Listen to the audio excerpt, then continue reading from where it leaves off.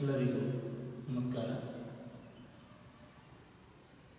ವಿದ್ಯಾರ್ಥಿಗಳೇ, ನಾವು ಕಳೆದ ತರಗತಿಯಲ್ಲಿ ಮಾಸ್ತಿ ವೆಂಕಟೇಶ್ ಅಯ್ಯಂಗಾರ್ ಅವರ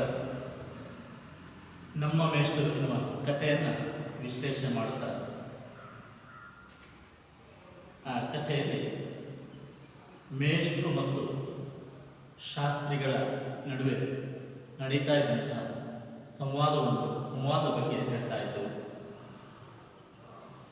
ಎಂದಿಗಿಂತಲೂ ಮೇಷ್ಟ್ರು ಆ ದಿನ ಶಾಲೆಗೆ ಹೋಗುವಾಗ ತಡ ಆಗ್ತದೆ. ಏನು ತಡ ಆಯಿತು ಅನ್ನೋ ರೀತಿಯಲ್ಲಿ ಶಾಸ್ತ್ರಿಗಳು ಪ್ರಶ್ನಿಸಿದಾಗ ಮನೆಯಲ್ಲಿ ಆದಂತಹ ಕಲಹದ ಬಗ್ಗೆ ಶಾಸ್ತ್ರಿಗಳಲ್ಲಿ ಮೇಷ್ಟ್ರು ಹೇಳ್ತಾರೆ. ಅದೇನಾಯ್ತು ಅಂತ ಹೇಳಿದ್ರೆ ಅವ್ರು ಹೇಳ್ಕೊಂಡಲ್ಲಿ, ಏನೋ ಸ್ವಾಮಿ, ಮನೆಯಲ್ಲಿ ಉಪ್ಪಿಲ್ಲ ಎಂದರು, ಈಗ ತರುವುದಕ್ಕೆ ಆಗುವುದಿಲ್ಲ, ಸ್ಕೂಲಿಗೆ ಹೊತ್ತಾಯಿತು ಎಂದೆ. ಅದಕ್ಕೆ ಏನೇನೋ ಹೇಳಿದರು. ಈ ಗಲಾಟೆಯಲ್ಲಿ ಉಪ್ಪು ತರುವುದಕ್ಕೆ ಹೋಗಿದ್ದರೆ ಒಳ್ಳೆಯದಾಗಿತ್ತೆಂದು ತೋರಿತು. ಇಷ್ಟು ಹೊತ್ತಿಗೆ ಉಪ್ಪು ತಂದುಕೊಟ್ಟು ಸ್ಕೂಲ್ನಲ್ಲಿ ಇರಬಹುದಾಗಿತ್ತು, ಏನು ಮಾಡುವುದು ಹೇಳಿ ಎಂದು ನಮ್ಮ ಮೇಷ್ಟ್ರು. ಆದ ಕಾರಣ ಆಚೆ ಉಪ್ಪು ತರಲಿಕ್ಕೂ ಆಗಲಿಲ್ಲ, ಶಾಲೆಗೆ ಬೇಗ ಬರಲಿಕ್ಕೂ ಆಗಲಿಲ್ಲ. ಈ ಒಂದು ವಿಚಾರವನ್ನು ಮಾಸ್ಟರು ಹೇಳ್ತಾರೆ. ಆಗ ಶಾಸ್ತ್ರಿ ಹೇಳ್ತಾರೆ, ಅದಕ್ಕೇನು ನಮ್ಮ ಹುಡುಗನ ಕೈಯಲ್ಲಿ ಯಾರ ಕೈಲಾದರೂ ತೆಗೆದುಕೊಳಿಸಿದ್ದೇನೆ, ದುಡ್ಡಿದೆ ಕೊಡಿ ಅಂತೇಳಿ ಆ ಮಾಸ್ಟರ್ನ ಶಾಸ್ತ್ರಿಗಳು ಸಮಾಧಾನಿಸ್ತಾರೆ.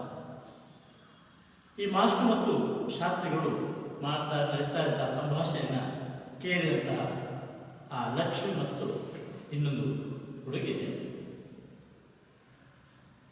ಯೋಚಿಸ್ತಾರೆ, ಮೇಷ್ಟ್ರು ಇಲ್ಲಿ ಇರಬೇಕಾದ್ರೆ ನಾವು ಸ್ಕೂಲ್ಗೆ ಹೋಗಿ ಮಾಡುವುದೇನು ಅಂತ ಹೇಳಿಕೊಂಡು ಆ ಇಬ್ಬರು ಮಕ್ಕಳಲ್ಲಿ ಗುಚ್ಚಮ್ಮ ನಕ್ಷತ್ರ ಎನ್ನುವ ಒಂದು ಆಟವನ್ನು ಆಡ್ತಾರೆ. ಗುಚ್ಚಮ್ಮ ನಕ್ಷತ್ರ ಒಂದು ಜನಪದ ಆಟ. ಆ ಜನಪದ ಕ್ರೀಡೆಯನ್ನು ಅವರು ಆಡ್ತಾ ಅವರಿಗೆ ಸಮಯ ಹೋದಿದ್ದು ಗೊತ್ತಾಗಲಿಲ್ಲ. ಸ್ವಲ್ಪ ಹೊತ್ತು ತಲೆ ಎತ್ತಿ ಮೇಲೆ ನೋಡ್ತಾರೆ, ಅಲ್ಲಿ ಮೇಷ್ಟ್ರು ಇಲ್ಲ, ಅವರು ಆಗಲೇ ಸ್ಕೂಲಿಗೆ ಹೋಗಿ ಆಯಿತು. ಆಗ ಕೇಳ್ತಾಳೆ, ಲಕ್ಷ್ಮಿ ಗೊತ್ತಾಯಿತು, ಹೋಗೋಣ ಬಾರಿ, ಮೇಷ್ಟ್ರು ಕೂರಿಸ್ಕೊಡ್ತಾರೆ. ಆಗ ಅವ್ರಿಗೆ ಹೇಳ್ತಾಳೆ ಲಕ್ಷ್ಮಿ, ನಾವು ಬೇಗ ಶಾಲೆಗೆ ಹೋಗಿಬಿಡುವ, ಇಲ್ಲಾಂದರೆ ಮೇಷ್ಟ್ರು ಕೋಪಿಸ್ಕೊಡ್ತಾರೆ ಅಂತ. ಆದರೆ ಅಷ್ಟೊತ್ತಿಗೆ ಲಕ್ಷ್ಮಿ ಅಲ್ಲಿ ಅಳುತ್ತಾ ಕುಳಿತಳು. ಅವಳು ಸ್ಕೂಲ್ಗೆ ಹೊರಡಿ ಕೇಳಿ, ಇದಕ್ಕೇನು ಕಾರಣ ಅಂತ ಹೇಳಿದ್ರೆ, ಆ ಗುಚ್ಚಮ್ಮ ನಕ್ಷತ್ರ ಆಟವನ್ನು ಆಡುವಾಗ ಆ ಇಬ್ಬರು ಏನು ಸ್ಪರ್ಧಾಳುಗಳು ಆಡುವರು ಯಾರಿದ್ದಾರೋ, ಅಲ್ಲಿ ಯಾರು ಆಟದಲ್ಲಿ ಸೋತಾರೋ ಅವರು ಗೆದ್ದ ಇನ್ನೊಬ್ಬರಿಗೆ ಪಣವಾಗಿ ಅದನ್ನು ಕೊಡ್ತಾರೆ. ಹಾಗೆ ಈ ಆಟದಲ್ಲಿ ಲಕ್ಷ್ಮಿ ಸೋಡ್ತಾಳೆ. ಸೋತದ ಲಕ್ಷ್ಮಿ ತನ್ನಲ್ಲಿದ್ದೆಲ್ಲ ಬಳಪವನ್ನು ಕಳ್ಕೊಡ್ತಾಳೆ. ಆ ಇನ್ನೊಬ್ಬಳು ಹುಡುಗಿ ಆ ಬಳಪ ಎಲ್ಲ ಅವಳಾಗ್ತದೆ. ಆಗ ಆಕೆ ಹೇಳುವಾಗ ಇವಳು ಹೊರಡುವುದಿಲ್ಲ, ನನಗೆ ನನ್ನ ಬಳಪವನ್ನು ಕೊಟ್ಟು ಬಿಡು ಅಂತ ಹೇಳ್ತಾರೆ. ಹಾಗೆ ಇವಳು ಹೇಳ್ತಾರೆ, ಲಕ್ಷ್ಮಿ ನೋಡು, ನೀನು ಆಟದಲ್ಲಿ ಸೋತು ಬಿಟ್ಟಿಯ, ಆದ ಕಾರಣ ಈ ಬಳಪ ಎಲ್ಲ ನನಗೆ ಸೇರಿ. ಆದರೆ ಎಷ್ಟು ಹೇಳಿದ್ರು ಕೇಳುವುದಿಲ್ಲ, ಶಾಲೆಗೆ ಹೊರಡುವುದೇ ಇಲ್ಲ. ಕೊನೆಗೆ ತಾನು ಗೆದ್ದರೂ ಕೂಡ ಅವಳೇನು ಮಾಡಿಕೊಡ್ತಾಳೆ, ಅವಳು ಶಾಲೆಗೆ ಬರಬೇಕು ಅನ್ನೋ ಉದ್ದೇಶಕ್ಕಾಗಿ ಅವಳು ತನ್ನಲ್ಲಿದ್ದಂಥ ಬಳಪವನ್ನು ಅವಳಿಗೆ ಕೊಟ್ಟು ಬಿಡ್ತಾಳೆ. ಕೊನೆಗೆ ಅವರು ಏನು ಅಲ್ಲಿಂದ ಆಟ ಸ್ಥಳದಿಂದ ಶಾಲೆಗೆ ಹೋಗಲಿಕ್ಕೆ ಮುಂದಾಗ್ತಾರೆ. ಇಲ್ಲಿ ಏನು ಆ ಇಬ್ಬರು ಮಕ್ಕಳ ಆ ಆಟ, ಆ ಜಗಳ, ಇದನ್ನು ಏನು ಹೇಳ್ತಾರೆ ಕೇಳಿದ್ರೆ, ಬಾಲ್ಯದಲ್ಲಿ ಮಕ್ಕಳು ಈ ರೀತಿಯ ಆಟ ಆಡುವಂಥದ್ದು, ಅದು ಕೋಪಿಸಿಕೊಳ್ಳುವಂಥದ್ದು ಅದೆಲ್ಲವೂ ಸಹಜವಾಗಿದ್ದದ್ದು. ಅಂಥ ಒಂದು ಆ ಬಾಲ್ಯದ ಸಹಜತೆಯನ್ನು ಲೇಖಕರು ಈ ಕಥೆಯಲ್ಲಿ ನಿರೂಪಿಸಿಕೊಡ್ತಾರೆ. ಸರಿ, ಹಾಗೆ ತಾನು ಗೆದ್ದ ಬಳಪವನ್ನೆಲ್ಲ ಲಕ್ಷ್ಮಿ ಕೊಡ್ತಾ ಆಕೆ ಯೋಚಿಸ್ತಾಳೆ, ಆಟ ಗೆದ್ದವಳು ನಾನು, ಬಳಪ ಗೆದ್ದವಳು ಅವಳು. ಆಟ ಗೆದ್ದವಳು ನಾನು, ಬಳಪ ಗೆದ್ದವಳು. ನಿಜವಾಗಿ ಬಳಪವು ನನ್ನಲ್ಲಿ ಇರಬೇಕು. ಆದರೆ ಅವಳು ಶಾಲೆಗೆ ಹೋಗುವುದಿಲ್ಲ ಅಂತ ಹಠ ಹಿಡಿಯೋದಕ್ಕೋಸ್ಕರ ಇವಳು ಅವಳಿಗೆ ಬಳಪವನ್ನು ಕೊಟ್ಟು ಬಿಡ್ತಾಳೆ. ಆಗ ಅವಳಿಗೆ ಒಂದು ಘಟನೆ ನೆನಪಿಗೆ ಬಂತು, ನಾನು ಗೆದ್ದರೂ ಎಲ್ಲ ಬಳಪವನ್ನು ಕೊಡಬೇಕಾಯ್ತಲ್ಲ ಅಂತ ಹೇಳಿಕೊಂಡು ಅವಳು ತನ್ನ ಸಮಾಧಾನ ಮಾಡಿಕೊಡ್ತಾ ಅವಳು ಹೇಳ್ತಾಳೆ, ಹೋದ ಸಲ ಇನ್ಸ್ಪೆಕ್ಟ್ರು ಬಂದಾಗ ಗೌರಿಗಿಂತಲೂ ಸರಸ್ವತಿಗೆ ಹೆಚ್ಚು ನಂಬರ್ ಬಂದದ್ದು. ಹೇಗೋ ಹಾಗಾಯಿತು ಅಂತ ಅಂದುಕೊಂಡು ಸ್ಕೂಲ್ಗೆ ಹೊರಟೆ. ಆಕೆ ಮಾಡ್ತಾಳೆ, ಕಳಸಲ ಸ್ಕೂಲ್ಗೆ ಇನ್ಸ್ಪೆಕ್ಟರ್ ಬಂದಾಗ ನಿಜವಾಗಿ ಅಲ್ಲಿ ನಂಬರ್ ಅಂದರೆ ಅಲ್ಲಿ ಅಂಕಗಳು, ನಿಜವಾಗಿ ಅಲ್ಲಿ ಗೌರಿಗೆ ಹೆಚ್ಚು ಅಂಕಗಳು ಬರಬೇಕಾಗಿತ್ತು. ಆದರೆ ಬದಲು ಸರಸ್ವತಿ ಹೇಗೋ ಬಂದು ಹೋಯಿತು. ಆದ ಕಾರಣ ಕಲಿಯೋದ್ರಲ್ಲಿ ಹುಷಾರಿದ್ದಂಥ ಗೌರಿಗೆ ಕಡಿಮೆ ಅಂಕ ಬಂತು, ಸರಸ್ವತಿಗೆ ಜಾಸ್ತಿ ಅಂಕ ಬಂತು. ಏನೋ ಅಲ್ಲಿ ಏನೋ ಸ್ವಲ್ಪ ಆಚೀಚೆ ಆಗಿರಬೇಕು. ಅದೇ ರೀತಿ ಇವತ್ತಿನ ದಿನ ನಾನು ಸೋತರೂ ಕೂಡ, ನಾನು ಗೆದ್ದರೂ ಕೂಡ ನಾನು ಸೋಲನ್ನು ಒಪ್ಪಿಕೊಳ್ಬೇಕಾಯ್ತು, ಬಳಪವನ್ನೆಲ್ಲ ಅವಳಿಗೆ ಕೊಡಬೇಕಾಯ್ತಲ್ಲ ಅಂತ ಹೇಳಿಕೊಂಡು ಅವಳು ಅಲ್ಲಿಂದ ತೆರಳ್ತಾಳೆ. ಹೋಗೋ ಹೊತ್ತಿಗೆ ಮೇಷ್ಟ್ರು ಕುಳಿತುಕೊಂಡು 1ನೇ ಕ್ಲಾಸಿಗೆ ಪಾಠ ಕೊಡ್ತಾ ಇದ್ರು. ಸರಿ, ಏನೋ ಲಘು ಬಗೆಯಲ್ಲಿ ಈ ಇಬ್ಬರು ಮಕ್ಕಳು ಸ್ಕೂಲಿಗೆ ಹೋಗ್ತಾರೆ. ಆ ಸ್ಕೂಲಿಗೆ ಹೋಗುವ ಆ ಸಮಯದಲ್ಲಿ ಮೇಷ್ಟ್ರು 1ನೇ ತರಗತಿಯಲ್ಲಿ ಪಾಠ ಮಾಡ್ತಾರೆ. ನಾನು ಲಕ್ಷ್ಮಿಯು ನುಸುಳಿ ಹೋಗಿ ಒಂದು ಕಡೆ ಕುಳಿತುಕೊಂಡು ಮೇಷ್ಟ್ರು 1ನೇ ಕ್ಲಾಸಿಗೆ ಪಾಠ ಹೇಳಿ ನಮ್ಮ ಕಡೆ ತಿರುಗುತ್ತಾ, ಗೌರಮ್ಮ, ಸೀತಮ್ಮ ಯಾಕೆ ಬರಲಿಲ್ಲ ಇನ್ನು ಎಂದು ಕೇಳಿ. ನಾನು ಆಗಲೇ ಬಂದೆ ಮೇಷ್ಟ್ರೆ ಅಂತ ನಾನು ಹೇಳಿದೆ. ನಾನು ಆಗಲೇ ಬಂದೆ ಮೇಷ್ಟ್ರೆ ಅಂತ ನಾನು. ಹಾಗಾದರೆ ನಾನು ಯಾರು? ಅದೇ ಸೀತಮ್ಮ. ಆದ ಕಾರಣ ಈ ಕಥೆ ಆರಂಭದಲ್ಲಿ ಬರುವಂತಹ ನಾನು ಏನು ಸಂಬೋಧನೆ ಇದೆಯೋ ಅದು ಸೀತಮ್ಮನ ಸೂಚಿಸಿದೆ, ಇನ್ನೊಬ್ಬರು ಲಕ್ಷ್ಮಿ. ಹೀಗೆ ಈ ಸೀತಮ್ಮ ಲಕ್ಷ್ಮಿ ಏನು ಶಾಲೆಯನ್ನು ಸೇರಿಕೊಳ್ತಾರೆ. ಆ ಶಾಲೆಯನ್ನು ತರಗತಿಯ ಸೇರಿಕೊಂಡ ಆ ಸಂದರ್ಭವನ್ನು ನೋಡಿಕೊಂಡು ಮೇಷ್ಟ್ರಿಗೆ ಪ್ರಶ್ನೆ ಕೇಳ್ತಾರೆ, ಯಾಕೆ ಬರಲಿಲ್ಲ ಅಂತ ಹೇಳಿಕೊಂಡು ಅವರು ಗೌರವವನ್ನು ಕೇಳ್ತಾರೆ. ಆಗ ನಾನು ಹೇಳಿದೆ, ನಾನು ಆಗಲೇ ಬಂದೆ ಮೇಷ್ಟ್ರೆ. ಓಹೋ, ಬಂದೆಯ? ನಮ್ಮಮ್ಮ ಒಳ್ಳೆ ಹುಡುಗಿ, ಸ್ವಲ್ಪ ಜಾಗ್ರತೆ ಬಾರಮ್ಮ ಇನ್ನು ಮೇಲೆ ಎಂದು. ನಾನು ಲಕ್ಷ್ಮಿಯನ್ನು ತೋರಿಸೋದಕ್ಕೆ ತಲೆ ತಿರುಗಿಸಿದ ನೋಡಿ ಇನ್ನೇನು ಯಾಕೆ ತಡ ಆಯಿತು ಅಂತೇಳಿ ಆ ಮೇಷ್ಟ್ರು ಕೇಳುವ ಮೊದಲೇ ನಾನು ಲಕ್ಷ್ಮಿಯನ್ನು ಕರ್ಕೊಂಡು ಬರಲಿಕ್ಕೆ ಸ್ವಲ್ಪ ಸಮಯ ಬೇಕಾಯಿತು ಅಂತೇಳಿ ಹೇಳಿ ಯೋಚಿಸಿ ಅವಳು ಲಕ್ಷ್ಮಿಯ ಕಡೆ ಮುಖ ಮಾಡಿ ನೋಡ್ಬೇಕನ್ನೋಷ್ಟರಲ್ಲಿ ಮೇಷ್ಟ್ರು ಹೇಳ್ತಾರೆ, ಓ, ಲಕ್ಷ್ಮಿಯನ್ನು ಕರೆದುಕೊಂಡು ಬಂದೆಯ? ನಿನಗೆ ದಿನವೂ ಲಕ್ಷ್ಮಿಯನ್ನು ಕರೆದುಕೊಂಡು ಬರಲಿಕ್ಕೆ ಗೊತ್ತಾಗುತ್ತದೆ. ಇನ್ನು ಕೊಂಚ ದಿನ ಅವಳನ್ನು ಕರೆದುಕೊಂಡು ಜಾಗೃತ ಸ್ಕೂಲ್ಗೆ ಬಾರಮ್ಮ, ಇನ್ಸ್ಪೆಕ್ಟರ್ ಬರುವ ದಿನ. ಇಷ್ಟಲ್ಲೇ ಬಂದಾರು ಎಲ್ಲರೂ ಸರಿಯಾಗಿ ಸ್ಕೂಲ್ಗೆ ಬನ್ನಿರಮ್ಮ, ಪಾಠಗಳನ್ನು ಸರಿಯಾಗಿ ಓದಬೇಕು. ಈ ಸಲ ಬರುವವರು ಹೊಸ ಇನ್ಸ್ಪೆಕ್ಟ್ರು, ಚೆನ್ನಾಗಿ ಓದಿದವರಿಗೆಲ್ಲ ಮುತ್ತಿನ ಹಾರ ಇನಾಮಾಗಿ ಕಳಿಸ್ತಾರೆ. ಸರಸ್ವತಮ್ಮ ಚೆನ್ನಾಗಿ ಓದ್ತಾಯಿ, ಗೌರಮ್ಮ ಓದಿದ ಹಾಗೆ ಓದ್ತಾಯಿ. ಸರಿ, ಆ ಲಕ್ಷ್ಮಿ ಮತ್ತು ಸೀತಮ್ಮ ತರಗತಿಯಲ್ಲಿ ಕೂತ್ಕೊಳ್ತಾರೆ. ನಂತರ ಮೇಷ್ಟ್ರು ಹೇಳ್ತಾರೆ, ನೋಡು, ನಾಳೆಯಿಂದ ನೀವು ಸ್ವಲ್ಪ ಲಕ್ಷ್ಮಿಯನ್ನು ಕರ್ಕೊಂಡು ಜಾಗೃತವಾಗಿ ಬರಬೇಕು ಮತ್ತು ಸಮಯಕ್ಕೆ ಸರಿಯಾಗಿ ಬರಬೇಕು ಮತ್ತು ಎಲ್ಲರೂ ಚೆನ್ನಾಗಿ ಓದಬೇಕು. ಯಾಕೆಂದರೆ ಇನ್ನು ಕೆಲವೇ ದಿನಗಳಲ್ಲಿ ಅಥವಾ ಇವತ್ತು ನಾಳೆಯಲ್ಲೂ ಸ್ಕೂಲಿಗೆ ಇನ್ಸ್ಪೆಕ್ಟರ್ ಬರ್ತಾರೆ.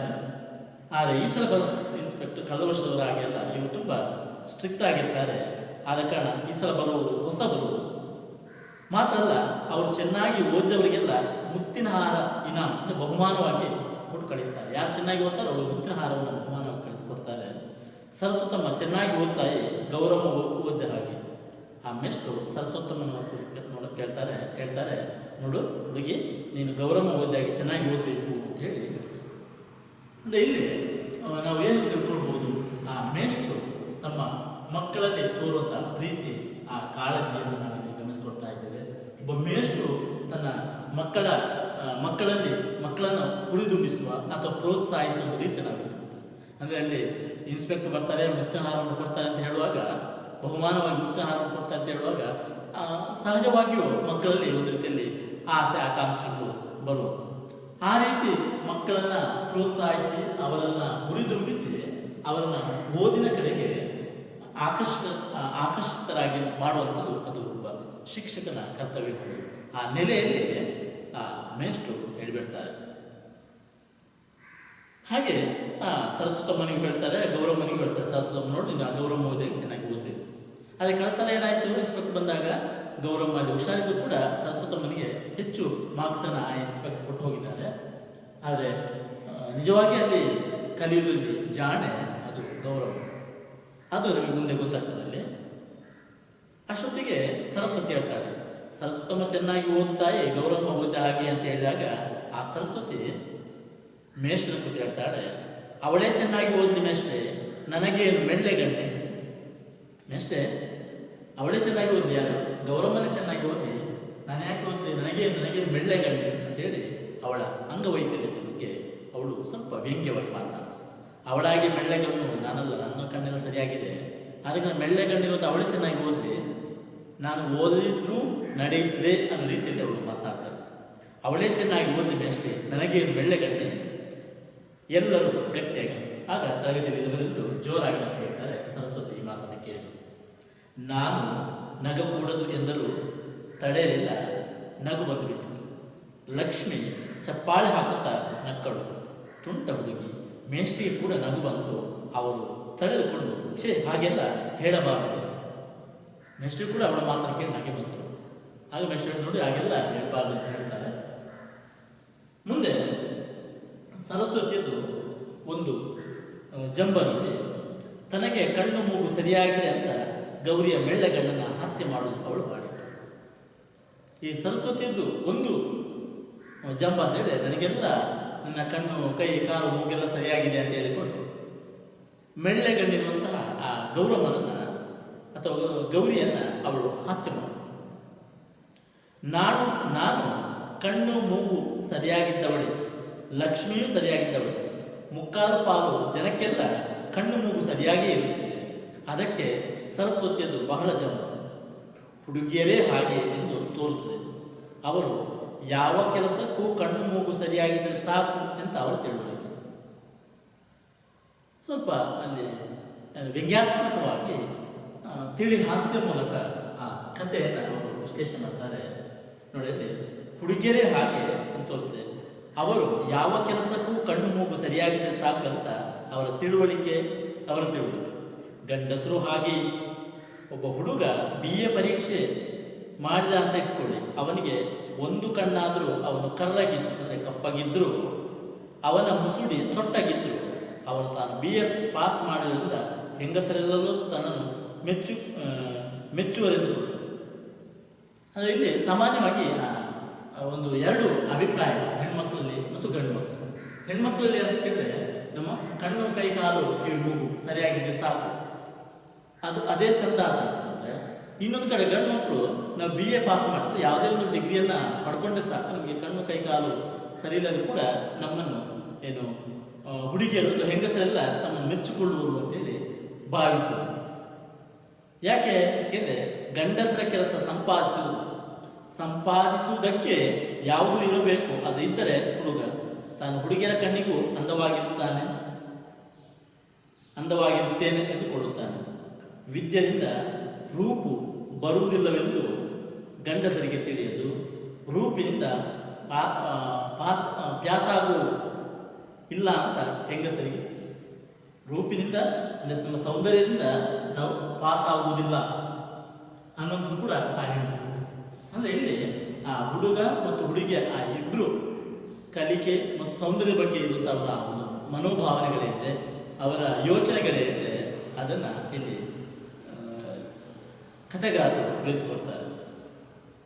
ರೂಪಿಲ್ಲದ ಹುಡುಗ ವಿದ್ಯೆಯೇ ರೂಪು ಎಂದುಕೊಳ್ಳುವನು, ಓದ ಹುಡುಗಿ ಸರಸ್ವತಿ ಯಾರೇ ರೂಪೇ ವಿದ್ಯೆವೆಂದು ನೋಡಿ. ಅಲ್ಲಿ ನಾವು ಗಮನಿಸ್ಕೊಳ್ಬೇಕು, ರೂಪಿಲ್ಲದ ಹುಡುಗ ವಿದ್ಯೆಯೇ ರೂಪ ಎಂದುಕೊಳ್ಳುವನು. ರೂಪವೇ ಇಲ್ಲದ ಹುಡುಗ ನನಗೆ ರೂಪ ಯಾವುದು ಈ ವಿದ್ಯೆ ಅಂತ ಅಂದ್ಕೊಂಡ್ರೆ, ಓದದ ಹುಡುಗಿ ಅಥವಾ ಓದುವುದರಲ್ಲಿ ಸ್ವಲ್ಪ ಸೋಮಾರಿತನವನ್ನು ತೋರಿಸುವುದು ಅಂತ ಹುಡುಗಿ ಸರಸ್ವತಿ ರೂಪವೇ ತನ್ನ ವಿದ್ಯೆ ಎಂದುಕೊಂಡಿದ್ದು. ಆದ ಕಾರಣ ತನ್ನ ರೂಪದ ಬಗ್ಗೆ ಆ ಸರಸ್ವತಿಗೆ ಸ್ವಲ್ಪ ಜಂಬ. ಆದ ಕಾರಣ ರೂಪದಲ್ಲಿ ಸ್ವಲ್ಪ ಕಡಿಮೆ ಇರುವಂತಹ ಅಥವಾ ಮೆಳ್ಳೆಗೆಣ್ಣ ಗೌರಿಯನ್ನು ಅವಳು ಹಾಸ್ಯ ಮಾಡುತ್ತಾ, ಅವಳೇ ಚೆನ್ನಾಗಿ ಓದಿಕೊಳ್ಳಿ, ನಾನು ಯಾಕೆ ಓದ್ಕೊಳ್ಬೇಕು ಅಂತೇಳಿ ಅಧ್ಯಾಪಕರಲ್ಲಿ ಹೇಳುವ ಮೂಲಕ, ಆ ಮೇಷ್ಟ್ರಲ್ಲಿ ಹೇಳುವ ಮೂಲಕ ಸರಸ್ವತಿಗೆ ತನ್ನ ಬಗ್ಗೆ ಇರುವಂಥ ಅವರ ಜಂಬವನ್ನು ತೋರಿಸ್ತಾರೆ.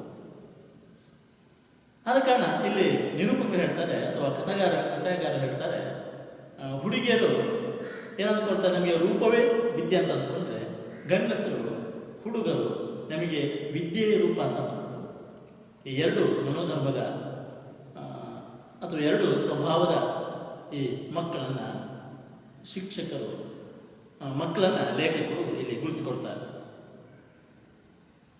ಈಗ ಮುಂದೆ ನೋಡಿದ್ರೆ ಹಿಂದಿನ ವರ್ಷ ಅದಕ್ಕೆ ತಕ್ಕ ಹಾಗೆ ಯಾವುದಕ್ಕೆ ತಕ್ಕ ಹಾಗೆ ಹುಡುಗಿಯರಿಗೆ ರೂಪೆ ವಿದ್ಯೆವೆಂದು ತಿಳ್ಕೊಂಡಂಥ ಸರಸ್ವತಿ ಅಂತ ಹುಡುಗಿಯರಿಗೆ ಅದಕ್ಕೆ ತಕ್ಕ ಹಾಗೆ ಹಿಂದಿನ ವರ್ಷ ಇನ್ಸ್ಪೆಕ್ಟರ್ ಬಂದಾಗ ಅವಳು ಓದದೆ ಇದ್ದರೂ ಅವಳಿಗೆ ಶಹಬಾಸ್ಗಿರಿ ಬಂದಿತ್ತು.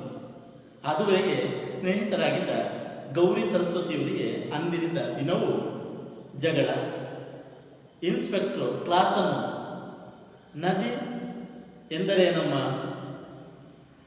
ಎಂದು ಕೇಳಿದಾಗ ಸರಸ್ವತಿಗೆ ತಿಳಿಯಲಿಲ್ಲ. ಬಾಯ್ಪಾಠ ಮಾಡಿದಲ್ಲವೇ ಬರುವುದು. ಅವಳು ಸುಮ್ಮನಿದ್ದಳು. ಅವರು ಗೌರಮ್ಮನ ಕೇಳಿದರು, ರಘುನಾಥರಾಯರ ಭೂವಿರಣೆಯಲ್ಲಿ ಹೇಗೆ ಬರೆದಿದೆಯೋ ಹಾಗೆ ಗೌರಿ ಒಪ್ಪಿಸಿ. ಗೌರಿಗೆ ಜಯ, ಆದರೆ ನಮಗೆ ಯಾರಿಗೂ ಹೊಟ್ಟೆಯೂ ಇಲ್ಲ. ಗೌರಿ ಓದುವ ಹುಡುಗಿ, ಇದು ನಮಗೆಲ್ಲ ಗೊತ್ತಿರೋದು ವಿಷಯ. ಆಮೇಲೆ ಇನ್ಸ್ಪೆಕ್ಟರ್ ಇನ್ನೊಂದು ಪ್ರಶ್ನೆ ಕೇಳ್ತಾರೆ, ನದಿ ಹೇಗಾಗುತ್ತೆ ಎಂದು ಕೇಳಿದರು. ಆಗ ಗೌರಿಗೆ ತಿಳಿಯಲಿಲ್ಲ. ಸರಸ್ವತಿ ಟರ್ನ್ ಬಂತು. ಅಂದರೆ ಸರಸ್ವತಿಯ ಏನು ಒಂದು ಅವಳ ಒಂದು ಪಾಲಿಗೆ ಆ ಕ್ವಶನ್ ಬಂತು ಅಥವಾ ಆ ಪ್ರಶ್ನೆ ಬಂತು. ಅವಳನ್ನು ಕೇಳಿದ ಮೇಲೆ ಇವಳಿಗೆ ಸರದಿ ಬಂದಾಗ ಇವಳು ಹೇಳ್ತಾಳೆ, ಅಲ್ಲಿ ಇಲ್ಲಿ ಬಿದ್ದ ನೀರು ಎಲ್ಲ ಸೇರಿ ಹೋಗಿ ನದಿಯಾಗುತ್ತೆ.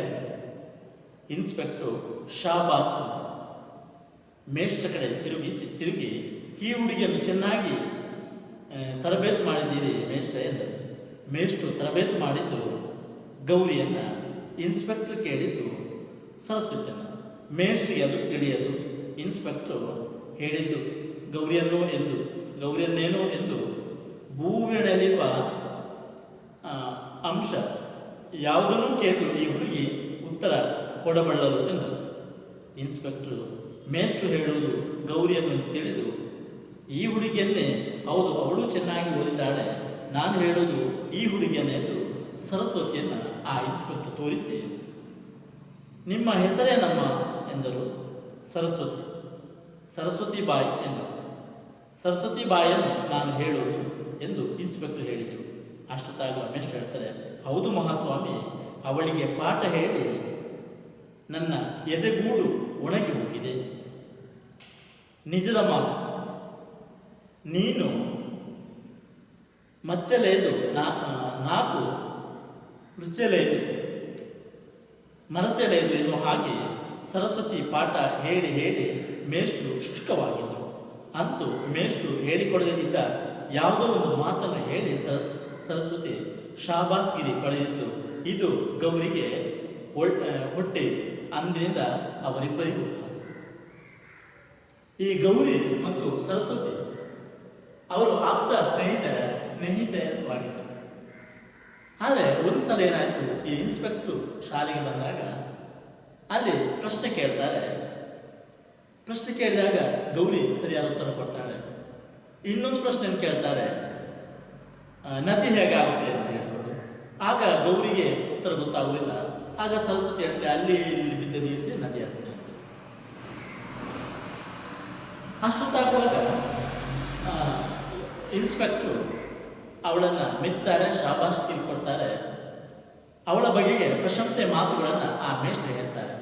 ಆದರೆ ಮೇಷ್ಟ್ರು ಹೇಳ್ತಾರೆ, ಅಯ್ಯೋ ನಾನು ತಯಾರು ಮಾಡಿದ್ದು ಅವಳನ್ನೆಲ್ಲ ಗೌರಿ, ಇವಳು ಕರೆಯಲು ಹುಷಾರಿದ್ದಾಳೆ ಅಂತ ಹೇಳುವಾಗ ಮೇಷ್ಟ್ರು ಇನ್ಸ್ಪೆಕ್ಟರ್ ಹೇಳ್ತಾರೆ, ಸರಿ ಅವಳು ಹುಷಾರಿದ್ದಾಳೆ, ಆದರೆ ಅವಳಿಗಿಂತ ಇವಳು ಚೆನ್ನಾಗಿದ್ದಾಳೆ, ಇವಳಿಗೆ ಸ್ವಲ್ಪ ಇನ್ನಷ್ಟು ಇವಳಿಗೆ ಪ್ರೋತ್ಸಾಹವನ್ನು ಕೊಡಬೇಕು ಅಂತ ಹೇಳ್ತಾರೆ. ಆದರೆ ನಿಜವಾಗಿಯೂ ಸರಸ್ವತಿ ಆಗಲ್ಲ. ಆಕೆ ಸ್ವಲ್ಪ ಸೋಮಾರ್ಥದವಳಿಗೆ ವಿದ್ಯೆ ಅಷ್ಟು ಪಕ್ಕ ಅವಳ ತಲೆಗೆ ಹತ್ತಾ ಇರಲಿಲ್ಲ. ಇದು ಇನ್ಸ್ಪೆಕ್ಟರ್ ಗೊತ್ತಿಲ್ಲ. ಅದನ್ನು ಇಲ್ಲಿ ಮೇಷ್ಟ್ರು ಹೇಳ್ತಾ ನೋಡಲಿ, ನೀಕು ಮಚ್ಚಲೇದು ನಾಲ್ಕು ಮರಚೇಲೇದು. ಅಂದರೆ ಇದು ಒಂದು ತೆಲುಗಿನ ಮಾತು. ಅಂದರೆ ನಿನಗೆ ಬರಲ್ಲ, ನನಗೆ ಮರೆತು ಹೋಗಲ್ಲ ಅಂತ. ಅಂದರೆ ಇವಳು ಎಷ್ಟು ಪಾಠವನ್ನು ಹೇಳಿಕೊಟ್ಟರು ಕೂಡ ಅವಳಿಗೆ ಅದು ಹತ್ತುವುದೇ ಇಲ್ಲ, ತನಗೆ ಹೋಗುವುದೇ ಇಲ್ಲ. ಆದ ಕಾರಣ ಇವರು ಅವಳಿಗೆ ಪಾಠ ಹೇಳಿ ಆಯಿತು, ಇವರೇನು ಒಂದು ರೀತಿ ಒಣಗಿ ಹೋಗಿದ್ದಾರೆ. ಅದನ್ನೇ ಆ ಇನ್ಸ್ಪೆಕ್ಟ್ರಲ್ಲಿ ಅವರು ಹೇಳ್ತಾರೆ, ಅಂತೂ ಮೇಷ್ಟ್ರು ಹೇಳಿ ಕೊಡದೇ ಇದ್ದ ಯಾವುದೋ ಒಂದು ಮಾತನ್ನು ಹೇಳಿ ಸರಸ್ವತಿ ಶಾಬಾಷ್ಗಿರಿ. ಆದರೆ ಏನೆಲ್ಲ ಅವರು ಹೇಳಿಕೊಟ್ಟೆ ಅದನ್ನು ಅವಳು ಹೇಳಲೇ ಇಲ್ಲ. ಹೇಳದೇ ಇರುವಂಥ ಯಾವುದೋ ಒಂದು ಮಾತನ್ನು ಆ ಸಂದರ್ಭದಲ್ಲಿ ಆ ಸಮಯದಲ್ಲಿ ಹೇಳಿ ಇನ್ಸ್ಪೆಕ್ಟ್ರಿಂದ ಅವಳು ಶಾಬಾಷ್ಗಿರಿ ಪಡ್ಕೊಂಡ್ಳು. ಆದ ಕಾರಣ ನ್ಯಾಯಯುತವಾಗಿ ಶಾಬಾಷ್ಗಿರಿ ಸಿಗಬೇಕಂತ ಗೌರಿಗೆ ಅಲ್ಲಿ ಸಿಗದೆ ಈಕೆಗೆ ಸಿಕ್ಕಿತು. ಇದರಿಂದ ಗೌರಿಗೆ ಸರಸ್ವತಿಯ ಮೇಲೆ ಒಂದು ಅಸಮಾಧಾನ. ಅಂದಿನಿಂದ ಅವರಿಬ್ಬರಿಗೂ ಏನು ಕೂಡಿ ಬರ್ತಾ ಇಲ್ಲ, ಅಥವಾ ಅವರಿಬ್ಬರು ಒಂದು ರೀತಿಯಲ್ಲಿ ಏನು ಜಗಳಗಳು, ಸಣ್ಣ ಪುಟ್ಟ ಗಲಾಟೆಗಳು ಆಗ್ತಾ ಇತ್ತು. ಅಂದರೆ ಇಲ್ಲಿ ಈ ವಿಚಾರಗಳನ್ನು ನಾವು ಗಮನಿಸಿಕೊಂಡಾಗ, ತಿಳ್ಕೊಂಡಾಗ ಇಲ್ಲಿ ನಾವು ನೋಡುವಂಥದ್ದು, ಒಂದು ಶಾಲೆಯಲ್ಲಿ ಈ ರೀತಿಯ ಏನು ಸಹಪಾಠಿಗಳ ಮಧ್ಯೆ ಈ ರೀತಿಯ ಸಣ್ಣ ಪುಟ್ಟ ಜಗಳಗಳು ಆಗುವಂಥದ್ದು ಅದು ಸಹಜವೇ. ಒಂದು ರೀತಿಯಲ್ಲಿ ಓದುವುದರಲ್ಲಿ, ಬರೆಯುವುದರಲ್ಲಿ ಆ ರೀತಿ ಒಂದು ಸ್ಪರ್ಧೆ ಅಥವಾ ಒಂದು ಪೈಪೋಟಿ ಅದು ಎಳವೆಯ ಮಕ್ಕಳಲ್ಲಿ ಇರುವುದು ಸಹಜ. ಮತ್ತು ಒಂದು ಗಳಿಗೆ ಇದ್ದು ಮತ್ತದು ಇನ್ನೊಂದು ಗಳಿಗೆ ಅವರು ಮತ್ತೆ ಒಂದಾಗಿ ಬರ್ತಾರೆ. ಏನೇ ಇರಲಿ, ಈ ರೀತಿ ಒಂದು ಇನ್ಸ್ಪೆಕ್ಟರ್ ಬರುವಂಥದ್ದು, ಅಚಾನಕ್ಕಾಗಿ ಈ ಸರಸ್ವತಿ ಅಂತ ಹುಡುಗಿ ಅಲ್ಲಿ ಶಾಬಾಷ್ಗಿರಿ ಪಡ್ಕೊಳ್ಳುವಂಥದ್ದು, ಯಾರು ನಿಜವಾಗಿ ಕಲಿಯುತ್ತಾರೋ ಅವರಿಗೆ ಅಲ್ಲಿ ಬೆಲೆ ಸಿಗಿರುವಂಥದ್ದು, ಇಂಥ ಒಂದು ಸಂದರ್ಭಗಳನ್ನು ಕೂಡ ನಾವು ಈ ಕಥೆಯಲ್ಲಿ ನೋಡ್ತೇವೆ. ಸರಸ್ವತಿ ಅಂತ ಹುಡುಗಿಯೇ ಶಿಕ್ಷಕರು ಅಥವಾ ಮೇಷ್ಟ್ರು ಪಾಠ ಹೇಳಿ ತಾನು ಒಳಗೆ ಹೋಗಿದ್ದೆ ಅಂತ ಹೇಳುವ ಮೂಲಕ ವಿದ್ಯೆ ಅವಳ ತಲೆಗೆ ಹತ್ತುವುದಿಲ್ಲ.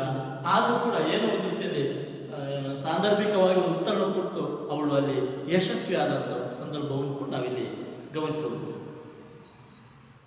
ಸರಿ, ಈ ಆದ ಕಾರಣ ನ್ಯಾಯಯುತವಾಗಿ ನನಗೆ ಶಾಬಾಷ್ಗಿರಿ ಸಿಗದೆ ಸರಸ್ವತಿಗೆ ಸಿಕ್ಕಿದ ಕಾರಣಕ್ಕಾಗಿ ಅಲ್ಲಿವರೆಗೆ ಆತ್ಮೀಯರಾಗಿದ್ದಂಥ ಗೌರಿ ಮತ್ತು ಆ ಸರಸ್ವತಿ ಮತ್ತೆ ಏನು ಅಷ್ಟು ಆತ್ಮೀಯತೆಯಿಂದ ಇಲ್ಲದೇ ಇರುವುದನ್ನು ಕೂಡ ನಾವು ಈ ಕಥೆಯಲ್ಲಿ ಗಮನಿಸಿಕೊಳ್ತೇವೆ.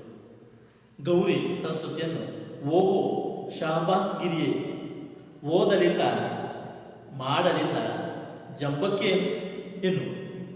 ಸರಸ್ವತಿಯದು ಅದಕ್ಕೆಲ್ಲ ಏಕಮಂತ್ರ. ಅವಳು ಹಾಗೆಲ್ಲ ಹೇಳಿದಾಗ ಸರಸ್ವತಿ ಅದಕ್ಕೆ ಏಕಮಂತ್ರ ಒಂದೇ ಮಾತು, ಹೌದಮ್ಮ ನಾನೇನು ಮಾಡಲಿ ಹೇಳು, ನನಗೆ ಮೆಳ್ಳೆಗಣ್ಣಿಲ್ಲ, ನನ್ನ ಕಣ್ಣು ಸರಿಯಾಗಿದೆ. ನೋಡಿ, ಅಲ್ಲಿ ಗೌರಿ ಹೇಳ್ತಾಳೆ, ಓಹೋ ಶಾಬಾಷ್ಗಿರಿ ಒಳಗೆ ಇವಳು ಓದಲಿಲ್ಲ ಮಾಡಲಿಲ್ಲ ಅದು ಜಂಬಕ್ಕೆ ಏನು ಅಂತ ಹೇಳಿದಾಗ ಇವಳು ಯಾವಾಗಲೂ ಇವಳಿಗೆ ಮಾತು, ಹೌದಮ್ಮ ಹೌದು, ಆದರೆ ನಿನ್ನಾಗಿ ನನಗೆ ಮೆಳ್ಳೆಗಣ್ಣಿಲ್ಲ ಅಲ್ಲ, ನನ್ನ ಕಣ್ಣು ಸರಿಯಾಗಿದೆ ಇನ್ನು. ಹೀಗೆ ಇವರಿಬ್ಬರಿಗೂ ಆಗದು, ಮೇಷ್ಟ್ರು ಇವರನ್ನು ಅಷ್ಟು ಚೆನ್ನಾಗಿ ಕಾಣರು. ಎಂದಾದರೂ ಒಂದು ದಿನ ಸರಸ್ವತಿಗೆ ಬುದ್ಧಿ ಮಾತನ್ನು ಹೇಳೋಣವೆಂದು ಗೌರಿಯ ಹಾಗೆ ಓದು ಎಂದರೆ ಅವಳು ಹೀಗೆ ಮಾತಾಡಿ ಗೌರಿಗೆ ಅವಮಾನ. ಆದ ಕಾರಣ ಇವರ ಈ ರೀತಿ ಮಾತುಕತೆ ಮೇಷ್ಟ್ರಿಗೆ ಸರಿಯಾಗಿ ಕಾಣ್ತಾನೆ ಇಲ್ಲ. ಇದು ಹೀಗಾಗಬಾರ್ದು ಅಂತ ಅವರು ಅಂದುಕೊಳ್ತಾರೆ. ಒಂದು ದಿವಸ ಗೌರಿಗೆ ಹೇಳಿಬಿಡ್ತಾರೆ, ಸರಸ್ವತಿ ಹೇಳಿಬಿಡ್ತಾರೆ, ನೋಡಮ್ಮ ನೀನು ಗೌರಿಯಾಗಿ ಚೆನ್ನಾಗಿ ಓದು ಅಂತ ಹೇಳುವಾಗ, ಅಂದರೆ ಅಲ್ಲಿ ಮೇಷ್ಟ್ರ ದೃಷ್ಟಿಯಲ್ಲಿ ಸಹಜವಾಗಿಯೂ ಗೌರಿ ಅಲ್ಲೇನು ಕಲಿಯುವುದು ಹುಷಾರಿಲ್ಲ. ಹಾಗೆ ಅವಳಾಗಿ ಚೆನ್ನಾಗಿ ಓದಂತ ಹೇಳುವಾಗ ಸರಸ್ವತಿ ಮತ್ತೆ ಅವಳಲ್ಲಿ ವ್ಯಂಗ್ಯ ಮಾಡ್ತಾಳೆ, ಲೇವಡಿ ಮಾಡ್ತಾಳೆ. ಇದು ಮತ್ತೆ ಆ ಮೇಷ್ಟ್ರಿಗೆ ಸರಿಯಾಗಿ ಕಾಣ್ತಾ ಇರಲಿಲ್ಲ. ಆದರೆ ಇಲ್ಲಿ ಮತ್ತೆ ನಾವು ಈ ಕಥೆಯನ್ನು ಗಮನಿಸಿಕೊಂಡಾಗ ಆ ಸರಸ್ವತಿ ಅಂತ ಆ ಹುಡುಗಿ ಆ ಗೌರಿಯನ್ನು ಮೆಳ್ಳೆಗಣ್ಣಿಗೋಸ್ಕರವಾಗಿ ಅವಳನ್ನು ಅವಹೇಳನ ಮಾಡುವಂಥದ್ದು, ಒಂದು ರೀತಿಯಲ್ಲಿ ವ್ಯಂಗ್ಯ ಮಾಡುವುದು, ಟೀಕೆ ಮಾಡುವುದನ್ನು ನಾವು ಈ ಭಾಗದಲ್ಲಿ ಗಮನಿಸಿಕೊಳ್ಳಬಹುದು.